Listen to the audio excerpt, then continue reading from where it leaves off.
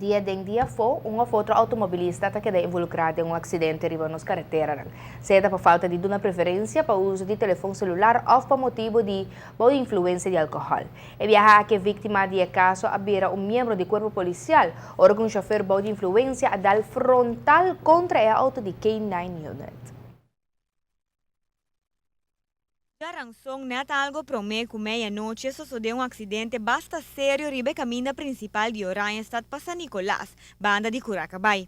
Aqui um SUV sali voor die T-weg de Zeewijk of Curacabay Zuid e subi caminho dentro sua banda Robes. E auto de polícia K9 está vindo de Pabau e está dal praticamente frontal dentro SUV.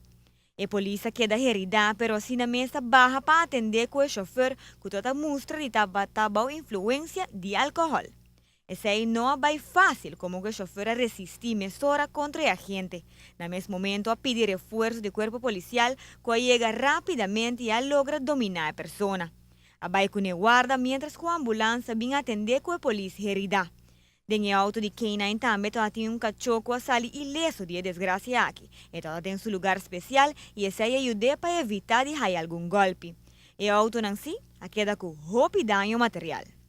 O jefe de unidade canino apresenta e também especialista de tráfico para atender com o caso. Para o que se trata, o chofer da guarda é que supla 4 viajes mais alto, com o qual está permitido transistir.